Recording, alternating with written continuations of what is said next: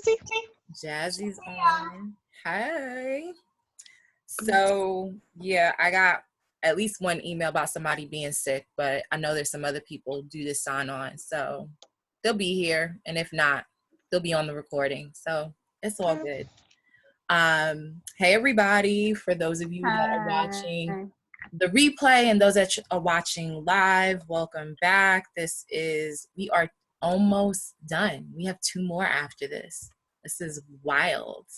2 more. So we have next week, and then we take a break because I'm going away to Spain, and I need to, I got to get myself right for that trip. And then the 26th, and then within the next 2 weeks for certain, I will start telling y'all like what I see as the future of this. So I don't want you to think that you're off the hook at week 7. It may not look like, weekly things where we come together like this, but I am kind of in the process of thinking through how we continue to just come together and kind of keep the conversation going. So I'll share that soon. But I don't want to take up too much more time. Tonight, I'm taking a breather, letting my mouth rest, and letting my dear friend hop into the seat, the leader's seat, because while I know a lot about job search, and I've certainly done that in my career, I would not say that at present I am the expert on how to, get a job, find a job, and all that sort of stuff. I'm on my own, and so I could think of nobody better than Kirsten really to lead this conversation on job hacks and just what we need to be thinking about as women of color being out there looking for a job. Because when I did the intake with you all, quite a few of you said that you were going to be looking for a job in the near future, or had some questions about how to look for a job, how to make yourself visible. So she put together an awesome presentation. You're going to love it. Has her flavor all over it. But before I do that, I just want to kind of just give you a background on how dynamic she is. So she's been in the game for 19 years.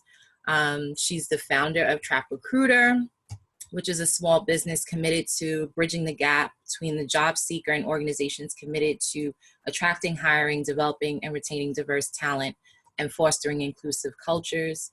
She is an awesome writer. She's a career coach. She's a speaker, a talent acquisition consultant, a D&I advocate, and one of my closest friends, and she's awesome. So, and many of you know this, but if you didn't know, now you know.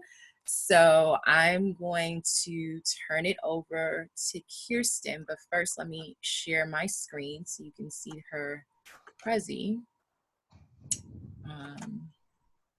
And I'm gonna go ahead and go put myself on mute. Okay. Hi, everyone. And Janine, thank you for having me. I really appreciate it. So I am going to be about halfway so that you guys can ask questions for the remainder of the session. I tried to cover the things that you guys asked about in the intake that Janine sent out, and she gave me some feedback as to what the compelling questions were, what things you guys were really interested in. So I tried to tailor / flavor it in that sense. Just to give you a little background on me, adding to what Janine already said, I became a career coach by mistake. I got laid off in 2016. It was the best thing that ever happened to me. And as I was doing my job search, as a recruiter, I was sitting out here wondering what in the world happened from the time that I got hired as a recruiter and learned how to recruit and what was going on in the marketplace. And I realized that it wasn't necessarily the job seekers that were, completely insane. Some of it was our bad behavior in HR, in recruiting, in leadership positions where people are hiring people. So I took what I knew as a recruiter and as a job seeker and decided to share that with other people. So I became one of those folks that want to have like, I want to be the like New England Patriots coach of job searching, those that don't do coach. And I'm going to try and talk to you guys tonight just about some insider skills that I use to help my clients and hopefully help you. Next, please. Next slide, sorry. Okay. Before there can be a job search, there has to be an availability of jobs. I know that many of us look at the jobs reports and the jobs numbers, and thankfully we added about 155,000 jobs in November of 2018. And as you know, there are some drivers to what actually determines what the availability is in the market. And it includes technology, culture, and the demographics of the people that are doing the work. So for our benefit, I wanted to include what the workforce, what the labor force is going to look like, for the 10 years between 2016 and 2026. And it's looking good for us. Hispanic women, there will be an increase in about 33.2%, increase of Asian women, 28.1%, an increase of Black women, 10.8%. And that's just adding more, not the amount that is already there. So things are looking good. And the age groups will still be between 25 and 54. We will still have the largest percentage of the jobs, like overwhelmingly upwards of 80%. Next slide, please. Okay, so you are always interviewing for your next job. And a lot of people don't, I'm very process oriented, so I like to look at things from a small bites perspective. So I always break down what the job search steps are. Step 0 is work. And I don't care if you have a job outside of the home or if you're unemployed, your job is to find a job if that's what you want to do, or if you're trying to build your business or build your side hustle. Step 0 is always work. Step 1 is to assess what is going on. That's where you're identifying your assets, you're identifying your deficits, you're looking and starting to think about what is it that I want to do next. You're thinking about what your must-haves are for your next job or for your dream job, if you could design that and make it anything that you wanted it to be. I advise everyone to please think about what the culture is of the company that they want to work for. You have to be around these people the majority of your day, and you do not want to hate them or hate your job. You do not want to be on group chat all day long talking about how you're about to bust somebody in the head. I see you, Sarah. While I love the stories, sometimes I just feel bad that it has to be like that. So you do, again, you want to think about, what do I need from an organization? What should it look like? What perks should it have? Do I want to advance there, or is that just my place that I'm going to work while I'm working my dream, while I'm working my thing, where I don't want to, give too much effort. I just want to get in there, do my job, eat my cheese sandwich, and go home every single day and come back the next day, work my 8 hours, and go myself home. Step 3 is to prepare. I want you to have your value proposition ready, not just your resume. Whenever anyone thinks about a job, they skip straight to resume. They skip straight to 3. They only think about I need a resume right now. But I can tell you, and knowing most of you that are in this group and that are on either watching now or going to be watching later, your resume probably doesn't matter that much to the job. You probably don't even turn your resume in until somewhere between step 4 and 5 or step 5 and 6 sometimes. You've already done the work and it's just a formality. You have to get something into their system. They just want a record of the fact that you turned your resume in. But at this stage in our careers, most of us are getting jobs through our networks and through our relationships that we've built. But you still need to have one, because like I said, they will ask for it just to have it in the system, just to have a record of it. Let's see, where was I? Oh, you want to plan your job search during the preparation stage. Like, where am I going to look for a job? Who am I going to reach out to? Am I going to call Jasmine because I want to move to Alabama? That's where you are, right? Yes. Okay. Do I call Janine because I know that she's, that I'm looking for a hot tech job? Do I call Celinda because I really want to get my Nikes for free? I don't know. You think about, who you're going to reach out to, where you want to work, and again, how you're going to look for your job. Step 3 is the actual search. That's your plan and action.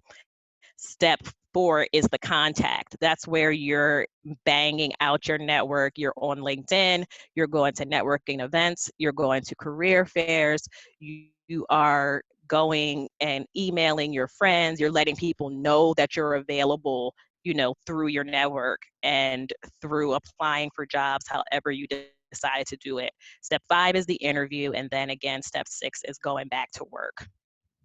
Next slide.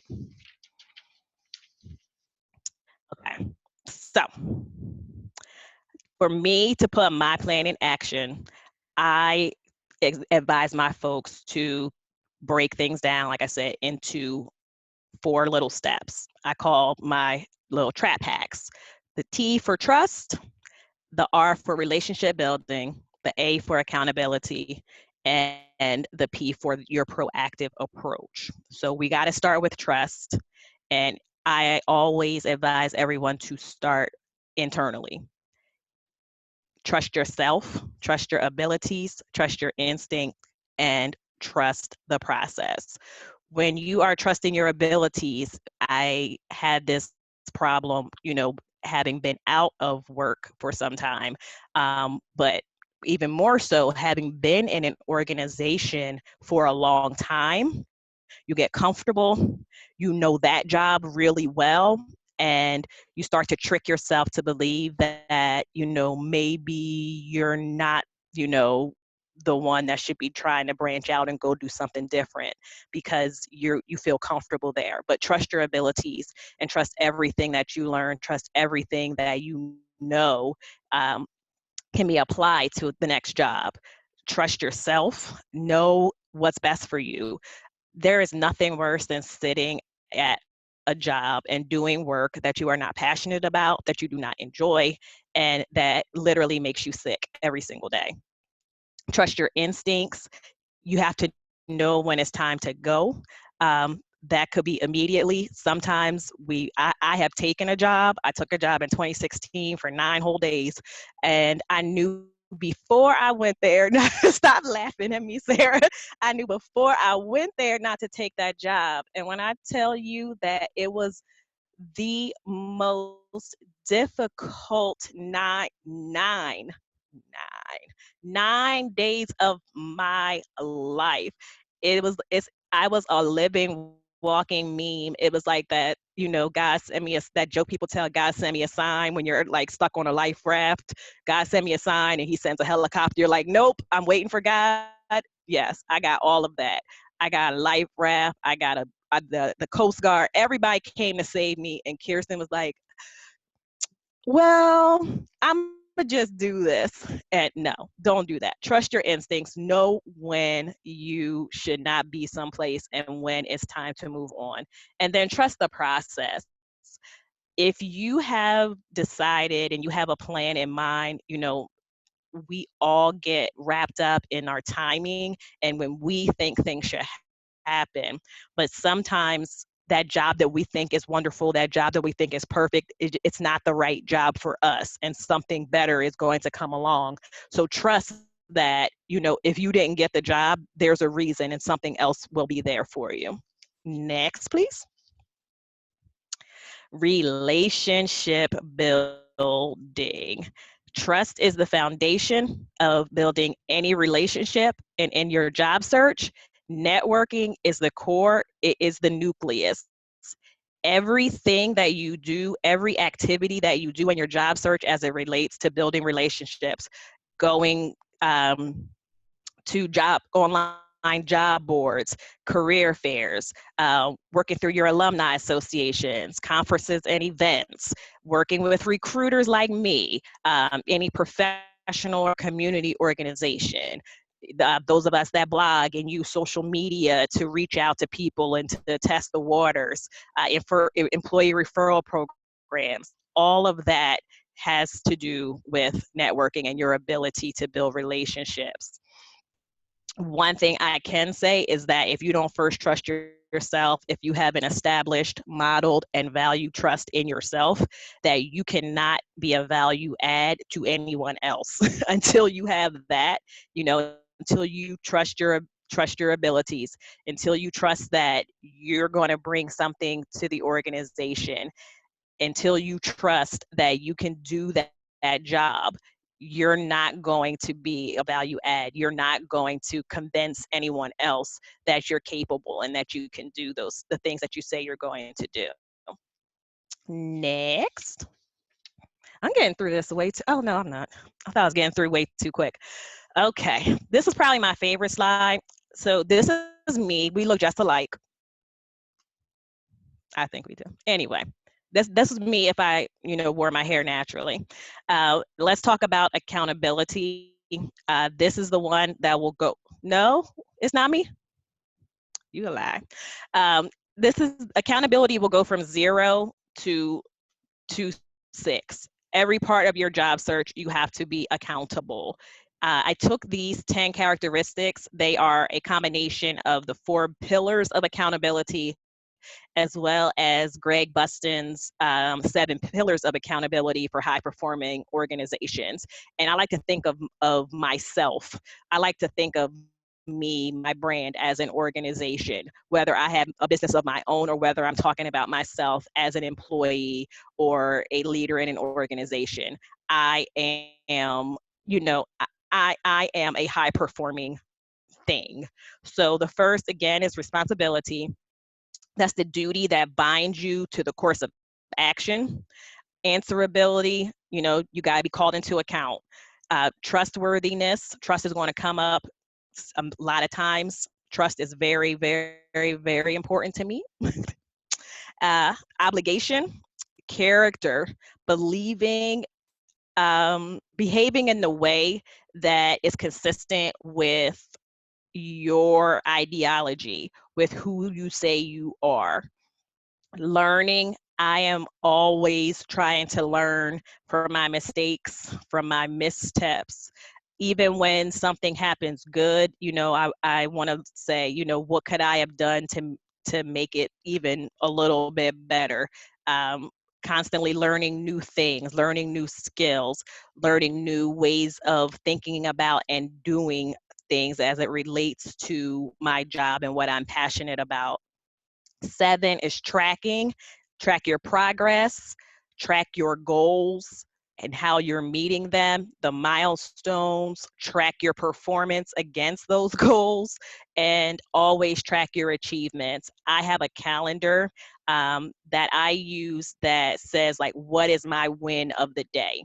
And even if it's something small, like I happen to go to the gym that day, if that's my win of the day, that's great. Or if I made dinner, that's my win of the day. Or if I, finished that blog post that I've been writing for 16 weeks, that's the win of the day. It is. And you got to track that. And I think when you look back, if you keep those things, like I said, in a calendar, in a journal, on your whiteboard, on a Post-it note, in front of your camera, so that when you log onto your video meetings, they don't see you with your bonnet on. Wherever you put that information, make sure that you write it down. Make sure that you keep an account of it. Urgency. Having a sense of urgency is so important. If we just even look at the amount of time that we have been doing the Talent Think Circle. I mean, I didn't realize it was week 5 or 6 already? It seems like the third day. It really does. Like, and Janine and I have been talking about this for a few months, and I was like, it's March 5th tomorrow. Like, that's how you think about it. Like, you have to have a sense of urgency in looking at your job. So you can create a timeline, even though, you may not stick to it 100% because there are always external factors that you have no control over in your job search. But you have to be aware of like how important it is for you to be at XYZ milestone by a certain time, by a certain date, or when you needed to have something completed so that the next thing and the next thing and the next thing can get done. And your reputation is important. Your reputation will always precede you. I had a conversation with someone in the space yesterday, and we were talking about, possibly, being able to do some things together. And unfortunately, it's not going to work out for me because of some of the other folks that this person is attached to. Like, the reputation that I see from their work, and this person believing and trusting that they are wonderful and meaningful people. And I would say that my experience is not unique unto me. It's shared with others. So the fact that that reputation, has followed that person, you have to think about what reputation is following you. And then just be ever evolving. I'm not the person that I was in 2016. I'm not the person that I was in 2017. I'm not the person I was in 2018. Thank God. Like, I am ever evolve. That's not funny.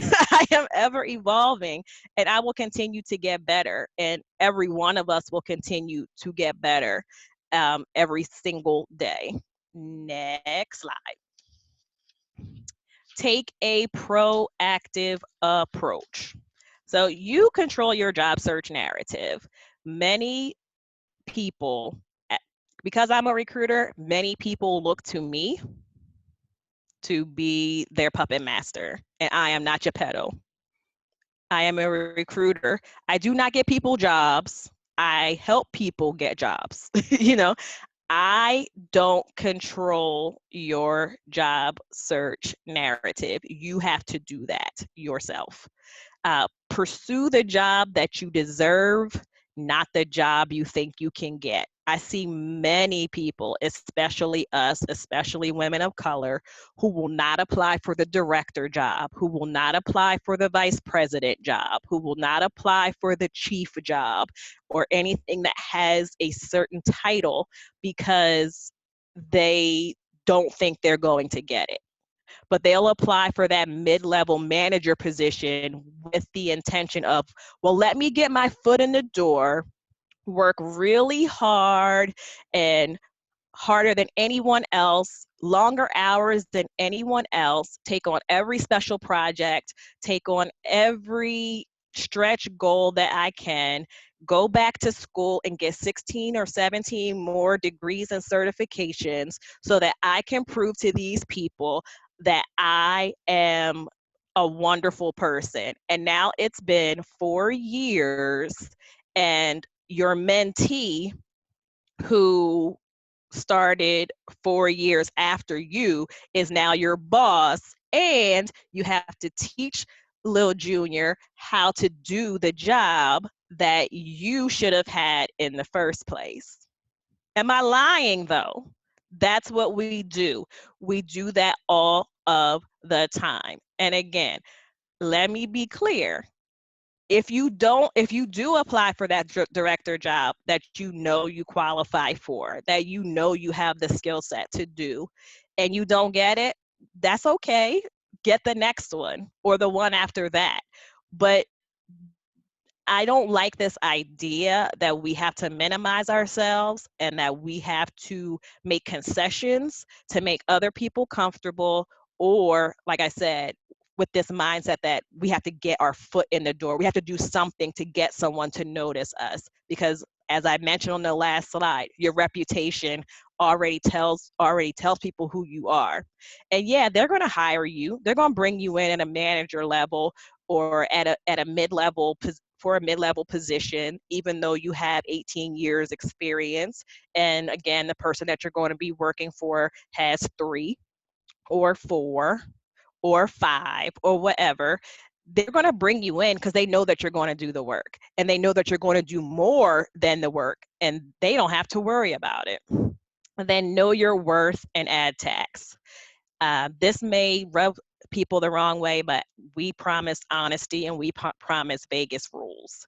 I am in awe of the audacity of white women.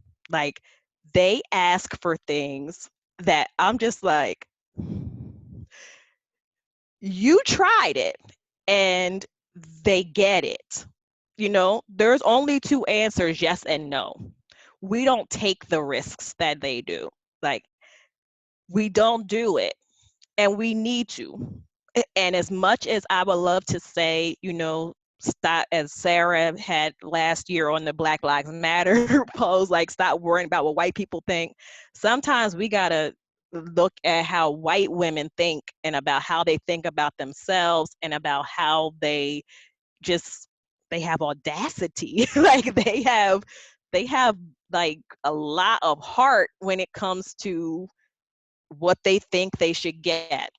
And I do think that some of that is cultural, in the sense that there are many of us who have far exceeded professionally in terms of the ladder where our parents were, where our family members were, and we don't have that example. So all we have to look at, we don't really know like what the trajectory is. Like, how do we get there? We have each other, but you even have some women of color who don't have other women of color who they can bounce things off of, who they can talk to, who can help them with navigating their job search and navigating their professional life.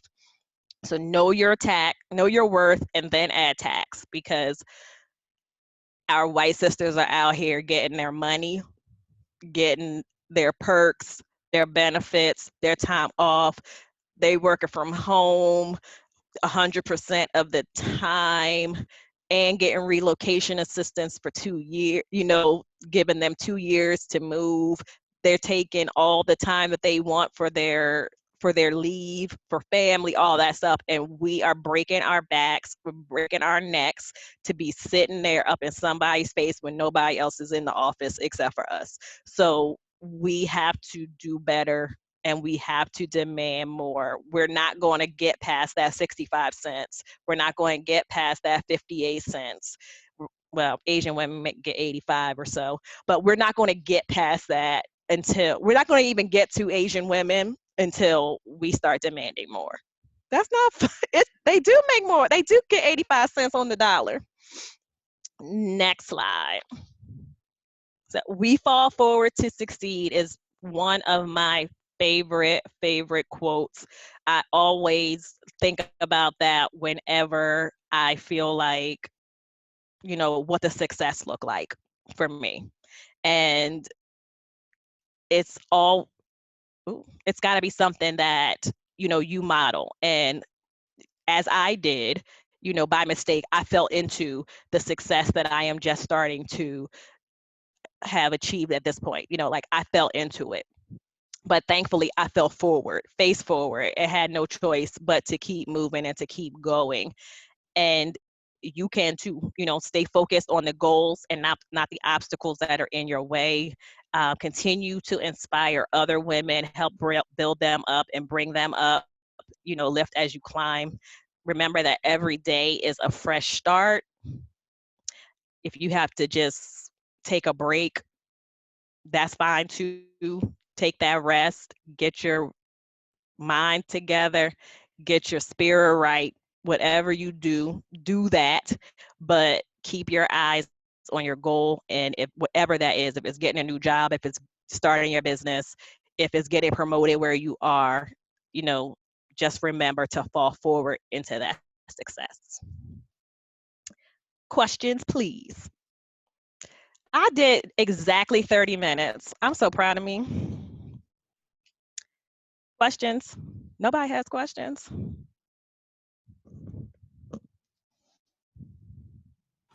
I always have questions. Yes, ma'am. So that was awesome. That was Thank you. so awesome. I think it's going to be really helpful to the group.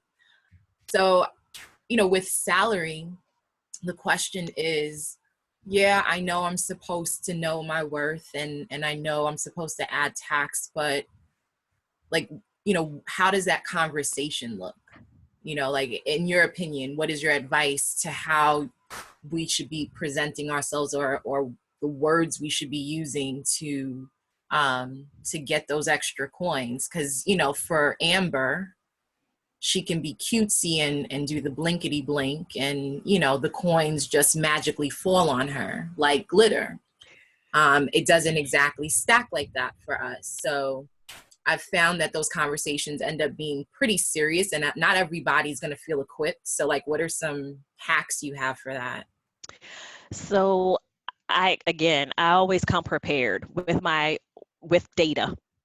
You know, have receipts. Receipts are always needed, you know, and we are at a place in time where what you made before or what you're making right now, like, nope, we're not going to talk about that. You know, we're not going to talk about what percentage you think I should be making more, you know, because that always puts you in a situation where people start thinking about the numbers, you know, and they're like, oh, well, you make 85,000, so 90,000 is a lot of money. You know, like, that's a whole other you know, you're moving into to 90,000. Oh, no. Like, that's a lot of money. Well, no, it's not. So to have that conversation, I always tell people to come prepared, you know, come prepared with, you know, this is what I need. And sometimes it's not always in the salary. Sometimes what value has to do with your time. You know, like, can I take this small salary increase, but knock my commute down, you know, 20 minutes a day? Or can I work from home this many days a week? Can I negotiate more time off? You know, there are other ways to get money in your pocket. And I have to know, like, you value most. You know, some people, when I was 25, yes, salary mattered the most. Like, how much money I made mattered the most. As I've gotten older, other things, you know, have mattered, like health insurance, and how much are you contributing to my 401k? Is there a bonus plan? That's another way that folks get us. They say, okay, well, you'll make 90,000 plus your bonus, but Jim makes 100,000 with the same percentage bonus, so he's always getting more. Um, ask for ask for, you know, retention, sign-on bonuses, retention bonuses. Get equity in the company if you can. A lot of companies are doing that now. The company that I consult for right now, new hires that I'm hiring, they all get an equity payout. Like, they will get that just for staying with the company for a year. They will get a good amount of money, like tens of thousands of dollars, just for coming to work there and staying.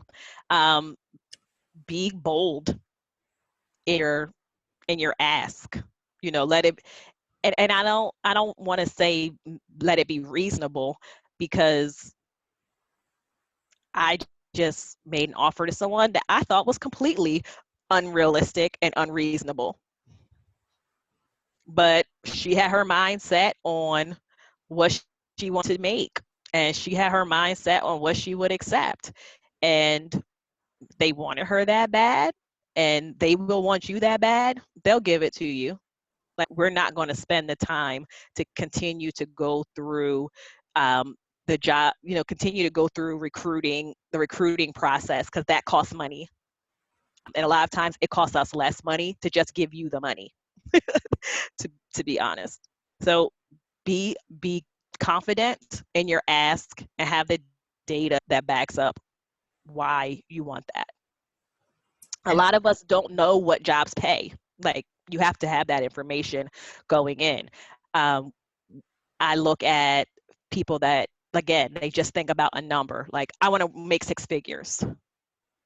Okay, what? Why? No, but you love what you do, right? hmm You're a librarian at an elementary school in the country. Like, the 75th percentile is 50,000. Like, that's, like, to me, like, that's not a reasonable ask. Like, there's not a lot of data to support that. But if you're coming if you are a librarian, coming from the country, and now you are a cataloger at one of the or archivist at a museum, that's in the city. you know now you have data to support why you need to make a certain amount of money. and so for you, like, I mean, where are we pulling this from? Are we doing salary.com? What are your resources for? You can use salary.com. I there Maybe it's the way that I use it, but they're starting to add, they're not as good as they used to be. Agreed. Yeah, they either, like, they're asking you to sign up for something, and I definitely can't go on as employer, because they want you to pay for their whole compensation salary review guide, and I'm not doing that. You can get information from Glassdoor. Even LinkedIn now has some data, and you can compare, what you get from Glassdoor, what you get from LinkedIn, what you get from looking at job posts. About 60%, depending on the job, about 60% of job postings will at least give you a range of salary. Indeed.com, they ask you what do you want to make, and they'll send you the jobs that are in that salary range. And again, like, LinkedIn does some of that work for you as well, where they'll say, like, this, this many jobs pay, the job pays this much, and these jobs pay this much, and this, etc. So do some comparisons, because you're never going to be spot on. It's obviously company specific, and some of the bigger organizations, like an Apple, like an Amazon, who surprisingly doesn't pay as well as a lot of people think they do, for certain positions. They have the ability to have a little bit more flexibility in how they meet your compensation requirements. And I saw Sarah chimed in the chat and said Bureau of Labor Statistics. So in case Yes. nobody saw that, I just wanted to point that out. How is it that people should navigate, because this came up last night in my speaking gig about, like, interview questions, right? And, like, there's always that question about, either gaps or why you didn't stay so long at a certain place. And I mean, I have my own opinions about that, but that's more at a strategic level. But, like, for you, for what you're seeing, like, are they asking this as much anymore? And if they are, how do people kind of navigate that question? Because it's always awkward. I don't care how seasoned you are. It's just an awkward thing to have to I answer. don't ask I don't ask that question unless it's glaring. Like, unless there's a problem, or I'm like, okay, what happened here? Or, you ask people to explain a gap, and most of the time it's things like, I was laid off, and I was looking for a job. I moved. I took some time off to attend to personal, things. All of those are very reasonable, and there is stuff that I advise my clients to do during those gaps. I tell them, go volunteer. I've had people that I've known have gotten jobs from volunteering. Like they were volunteering at I have a veteran who was he was also a recruiter, but he was volunteering at at a community college, you know, in their career development center, and they ended up creating a job for him. So there is stuff that you can do to account for those gaps and say what you were doing. A lot of people are doing other things, not in their field while they're working, but some of those skills are transferable and they should talk about them, you know, especially when we're talking about your leadership skills, your project management skills, when we're talking about your, you know, your ability to manage finances. There are things that are going to transfer from one industry or one field to another. The only people that harp on that question, if you've gotten to the interview, I'm going to say that it's not a big deal. They're asking because they want to know. They want to make sure like you don't get fired from every job, you know? Mm. If they have a problem with it, you're not getting to the interview. Because people will come and ask the recruiter, you know, like, why does this person have a job every 2 years? You know, why is this person job hopping? And those are usually older folks, you know, older than us, who still have that mindset of what can you do for me, when the job market is what can I do for you, like is what can I do for you when it's what you can do for me. So I get that question, you know, from folks that, you know, think that someone working someplace for 8 months, but their other tenure is good, is a problem. I don't get it that much. And normally I have you know, a good answer for it, you know, and sometimes it's as simple as it's not working out. Like I would never, ever put my 9-day job on my resume. I don't put it on my resume, you know, it's not on it. No one knows I worked there, you know, and it was a good company, you know, it was a very, very well known and very well respected company here in our area and across the country. I don't put that on there. And I see people from that company, you know, who I worked with for 9 days, or who didn't know I worked there for 9 days, and they asked, you know, that also have a problem with that company, or that want to know what happened. And I would never, ever, you know, put that out there, because it was a negative experience. There's no good way to pretty that up. It's just not, you know, they're going to think you're a crazy person if you tell somebody you work someplace for 9 days and you quit when you've been unemployed for a year. They're going to be like, you tried it. You're not that smart. Like, you can't work here. Totally. So for me, you know, when I did job search, I always felt like it was important for me to interview the company as much as they were interviewing me, because I never wanted them to feel like they had it like that.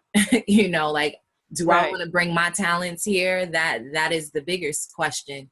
So, I mean, from your perspective, what are like some just, you know, 2 to 3 questions in your opinion that you would encourage like a client or somebody you were coaching to ask an employer, you know, to show that like I'm in an empowered place, and you're going to answer some stuff for me? I always tell people to ask folks, you know, like where this job is going to be, like what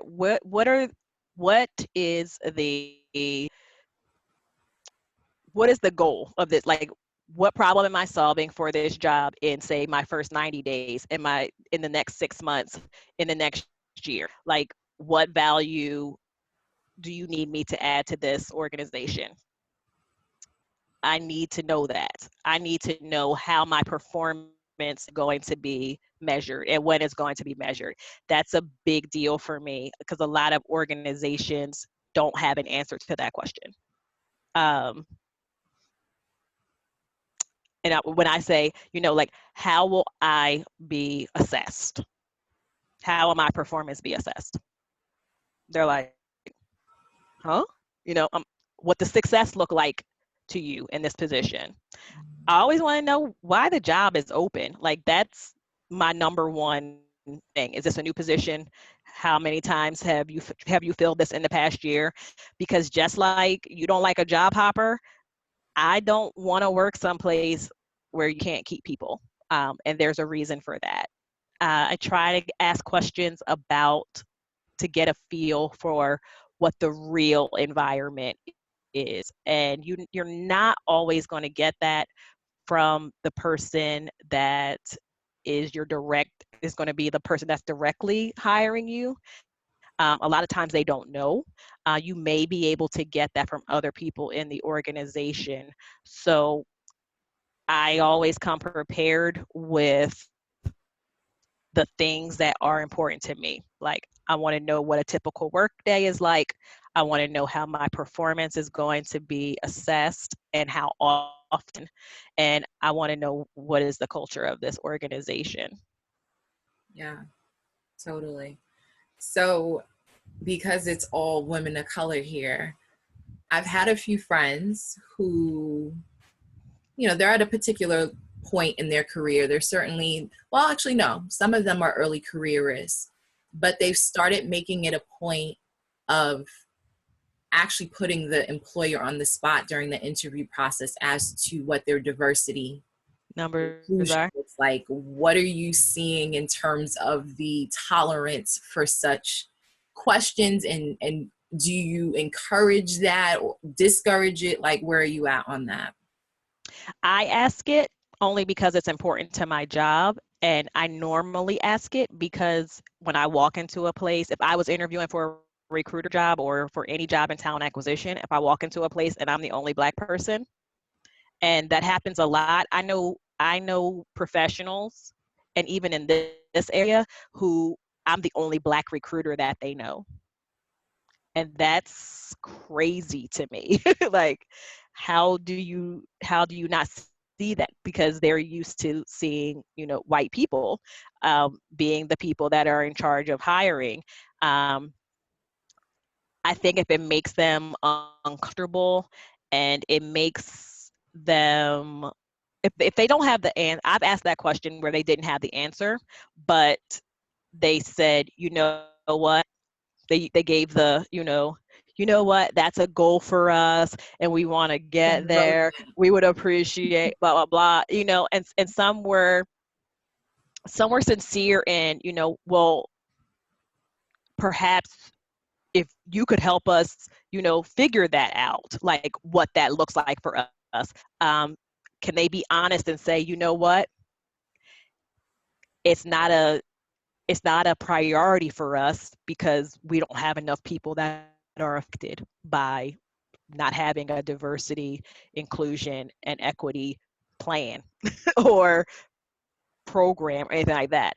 I don't like the we have ERGs. I hate that answer Agreed. because we know what that is. That's Black History Month, fried chicken in the cafeteria. Gospel fest. Gospel, yes, gospel I kid fest. you, no, literally, my last stint, that was their claim to fame, the gospel fest. Well, that's nice. That's nice. That's real nice. Yeah, no, we know what that is, and it's during Hispanic Heritage Month. We're going to have tacos. Like, stop with the food. Like, we have to get past the food. Like, Right. people of color do more than eat. We do. Sarah's dying. Sarah's dying. I'm not. Listen, I have worked for some very, very, very white places that literally have, they think that, and I hate to belabor Black History Nothing, Month, but we just nothing got will ever beat, nothing will ever beat the place I worked that wanted to wear pajamas for Martin Luther King Day because he had a dream. Good night, ladies and gentlemen. Stop. Stop. Stop. Seriously though?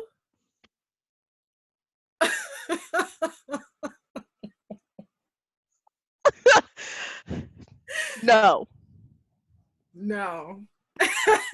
We should have pajama day because he had a dream. See? There you go. Good night. Good night, everyone. It was good seeing y'all. Good night. Oh my God. True, true story. True story. I can't. Yeah. You made that up. Seriously, how did I miss that story? You can't Miss that you story? can't make this shit up. You can't. Yeah, Y'all probably blocked it out your memory right now. like the little men, like the little men in black. Get the little flashy thing. I just blocked it out. Oh, it just blocked it out. Yeah. Wow. Yep. I can't. So, pajama day. Why not? There you go. That's where we at. Oh. So we have like 10 minutes, well, less than 10 minutes. I guess let's just talk about options. So obviously the obvious option for getting a job would be to go to a website of a company that you enjoy and try to apply that way. But like, what are the benefits of doing that? And then in another way, what are the benefits of maybe just going with like a professional recruiter? You know, like what are some of the options and what are the pros and cons of the job search? You know, and does it depend on where you're at? You know, that kind of thing. Any hacks? It definitely depends on where you are. Like I wouldn't tell Celinda to go on Indeed and look for a job. I just wouldn't. Like she's going to use an executive recruiter to get a job. Or to be quite honest, with the level, the quality of the people on this phone, people are going to be coming to you to offer you a job. Like they're looking for you. They're looking at your LinkedIn profile. They're looking at they're headhunting you. They're looking at your profile. They're looking at the stuff that you read. They met you at a conference. Like that's how people are getting jobs now. Like people are getting jobs because of their network, because of their connections, because of their ability to talk about themselves and present themselves in a way that says, you want me to come and work for you, or come and work with you. I don't even want to say for you. You want me to come and work with you. You know that I'm a value add to your organization. I don't like the online stuff just for me because that's my job. And I know that a lot of it gets overlooked, especially if you are say you're an administrative assistant. 900 people are going to apply for that job. And recruiters are not taking the time to go through 900 people to find you. So they know that when they opened that job, they were going to call someone that they knew, or reach out to a temp agency, or reach out to their friend and say, hey, remember when we met XYZ person? Can you send them over to me, have them apply for this job? Like we're looking for the person that we want to have applied for a job. It's hit or miss. If you live in a place where you are a differentiator, where you have a skill set that is not common, then it's going to be easy for you to get a job. It's all about availability. If there's only so many, Java developers in Salt Lake City, Utah, then you're not going to have a problem getting a job. If there's only so many certified HR professionals in Stillwater, Oklahoma. These are the places I'm recruiting for right now, like these obscure places. Then you're going, that's not funny. Where is that? Where is Stillwater, Oklahoma? I don't even know where that is. I believe it's in central Oklahoma, because I used to recruit for that area too when I worked in healthcare, and we used to staff for like nurse practitioners and stuff. It's a very obscure area. I'll say this, when I was on call and if my doctors didn't show up, I was going to be asked out for if that emergency room was going to be staffed that day and that doctor called out. I would have to call somebody from a neighboring state, perhaps. Yeah.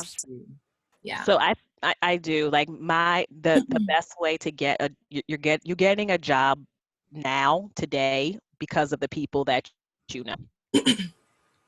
And because of you putting yourself out there, because of you doing the work and making those contacts, being deliberate about it, because even though you may not be looking for a job right now, today, down the line someone's going to think about you. I mean, how many of us get phone calls from people, randomly saying, hey, Bob Smith is looking for a whatever they think you are, because that happens too. People think you do a certain job and they're like, such and such is got and I'm like, that's not actually what I don't do that. But you do HR. But no, I'm not a benefits administrator. I'm not an employee relations specialist. I'm not even an HR BP. So no, thank you. And I'm not interested.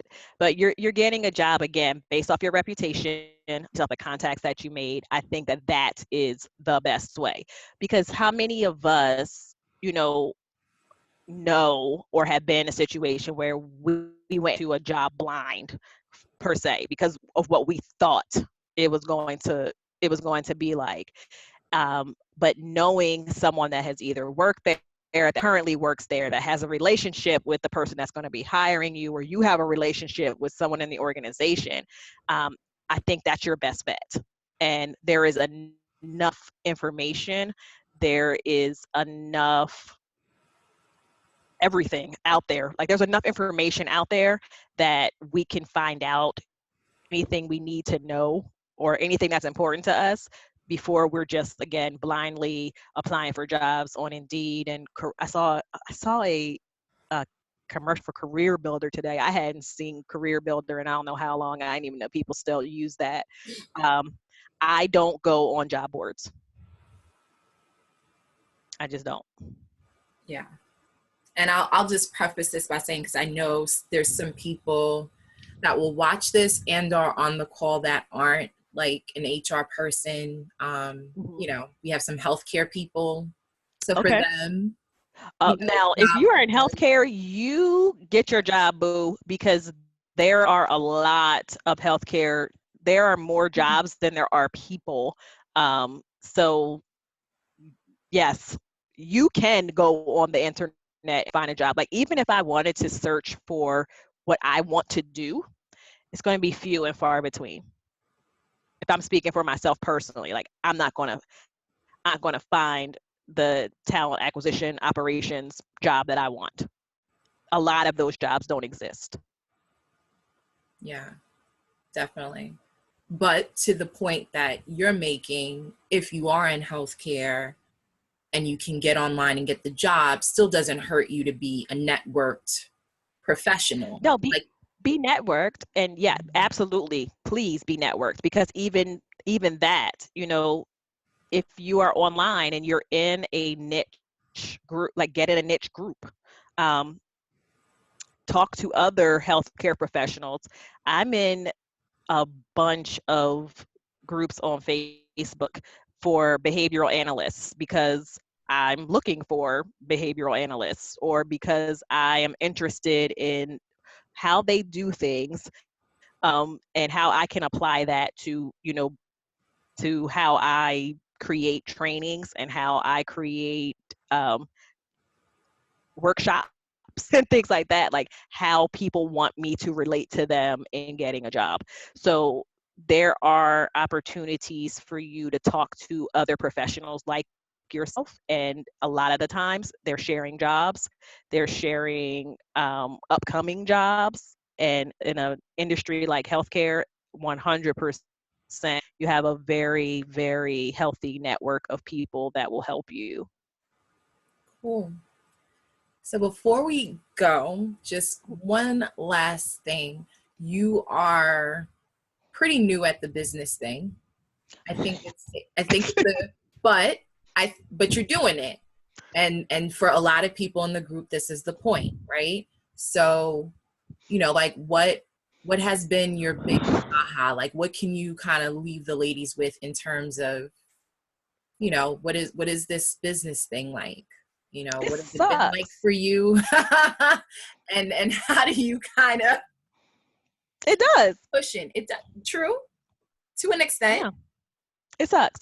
And if I did not have people like you, people like Sarah, um, people like Aurora Verrett, you know, that I could reach out to and be like, what do I do? Like, help keep me sane, help keep me pushing and moving.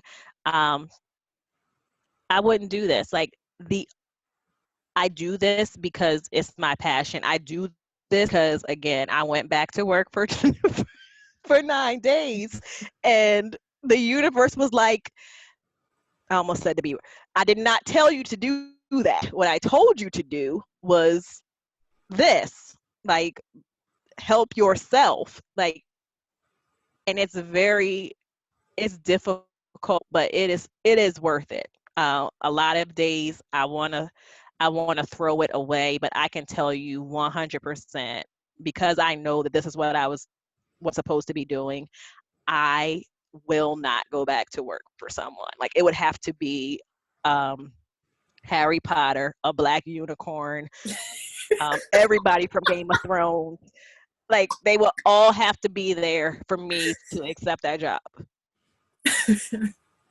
because I just this the freedom that I have now is remarkable.